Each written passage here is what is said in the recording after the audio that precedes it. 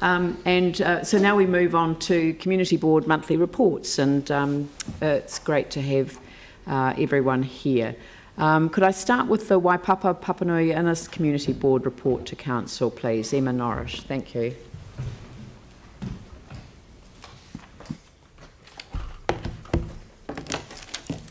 Kia ora koutou. We've got quite a brief report this month, so we'll whip through it. First up, we have a Part A on the agenda today, which is these palm planter boxes at Clearbrook Palms. The reason we've put this up as a Part A is because we've been working with the residents since 2014, when this first came to our attention. We've been trying to get staff on board with it and find budget, and we've hit a brick wall really, so that's why we've brought it here. We will be advocating for this in the LTP as a standalone project, but we wanted to raise it now to raise that profile because it is an OPEX issue. So that's that. I'm happy to take questions on that after. Here we've got the Albans Community Centre, which the rebuild is well underway. It's on track for an opening early next year. We will be discussing over the next couple of weeks an opening event for it, and also about the time capsule. We're putting a new one in the wall along with the old one which came from the previous building on the site. 10 Shirley Road, this is the site of the old Shirley Community Centre. It's got the temporary pump track there now, but we're going out to the community this week to engage over what they would like to see on the site. Whether it's short-term temporary things or in the long term. So we're really looking forward to hearing what they would like for that space. We have the Sticks Living Laboratory based sort of mostly in our area. They also cut across into a couple of other wards as well. But we heard from them last week about the amazing work that they're doing. They run a number of planting programs. They work collaboratively with corporates and schools and Trees for Canterbury. Their water monitoring program, their data from that feeds into the council as well. They're part of the MPI's 1 Billion Trees initiative. They've got a site on Marshland Road and then another on Turners Road.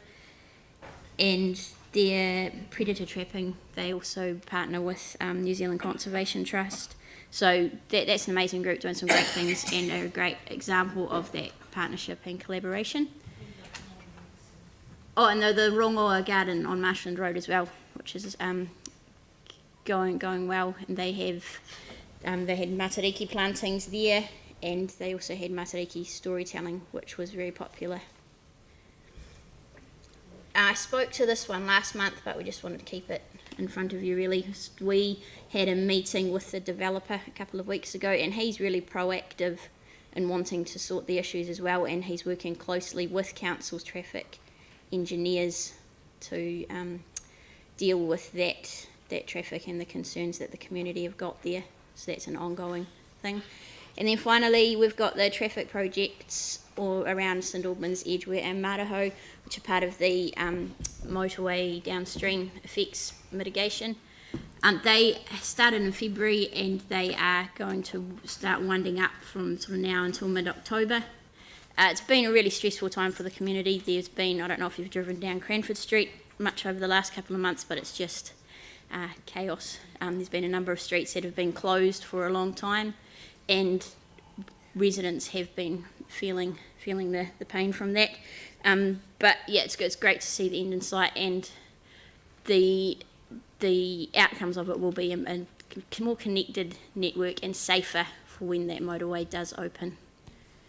And that's it from us today. Kia ora, thank you. Do I have any questions? Aaron and then Tim. Yeah, sympathy over those planter boxes. They've been starting to fall apart since the quakes, really, because that probably started the cracking, and then the tree continues to grow. Is there consideration to, rather than replace the box, to just lift, when the tree comes out, the box goes away, lift the tree, because they were transplanted there anyway, dig a deeper hole and drop them to ground level instead of leaving them as boxes? Because won't this repeat? I believe that was one of the options that you've got in the report in front of you, and it was going to cost us nearly as much to remove the tree as it is to replace the box with a stronger. Yeah. Okay. Tim? I guess it's more a question to the CE. I mean, that sometimes when we take, is this a subdivision or is it a car park, or where is the? It's The planter boxes. yeah. It's a subdivision. Yeah, So the it's developer put them in. There's Yeah. 3 of them, and it started off in 2014 that it was just the one of them that Yep. was having problems, but now the second one is on its way, and the third one will eventually do the same thing. Because I think as a council we've got to be aware of, you know, like when these wonderful things get handed to us. Yep. And North would be a good example of the Stonehenge. When you drive into there, you know, that's now ours. That in our design standards when working with developers, that we can, if they just been planted into the ground with the planter box around it, we wouldn't be having this discussion. But the ratepayers are now going to be picking this up, and there must be others. So if we can just take a note of that and move forward on that, thank you. I'll take that back, Councillor Scundrip, thank you. Well, it's actually when they put their landscape plans in, Yeah. we need to have an OPEX attached to that, and we also need to make sure that we sign them off and they're compliant, that you're not seeing trees planted in bags and these palm trees planted above ground instead of in the ground. Yeah. Yeah. Yanni? Yeah, thanks. I mean, I've got questions, but we've got a part A on that, so we can discuss it then on that one. Just Yeah, in I'm terms just of, almost thinking that we could just about do the part A straight afterwards, Yeah. and okay. so Well, can I just check on the Langdons Road traffic? I just want to be clear. Like, is anyone reviewing the resource consent around the traffic assessment versus what actually has happened? And what's the time frame for actually getting relief to those people that are really badly impacted by it? sorry, what say that again? The Langdons Road, if I you go see. back to the thing, I just wanted to see whether anyone's actually reviewing the resource consent that was issued and the traffic assessment to see how legitimate it was versus what's actually happened. Yeah, it has been flagged with the resource consent team, and they're looking into it. Is there a time frame for doing this? No. It's just because we're doing a district plan change, and if we need to put things in our district plan to kind of mitigate these sorts of issues, it seems much more sensible than having to fix it afterwards. So do you have a time frame from staff over getting resolution to? They've just answered that question. No time frame. No. Well, can we put one in, or I mean? No,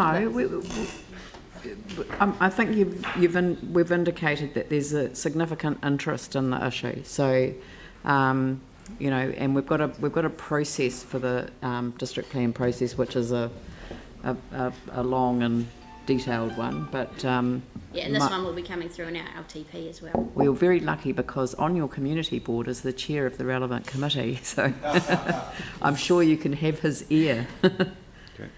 Are there any other questions? Okay, would someone like to move the receipt of the report? Pauline, seconded by Mike. I'll put that motion. All those in favour say aye. Those opposed say no. That's carried.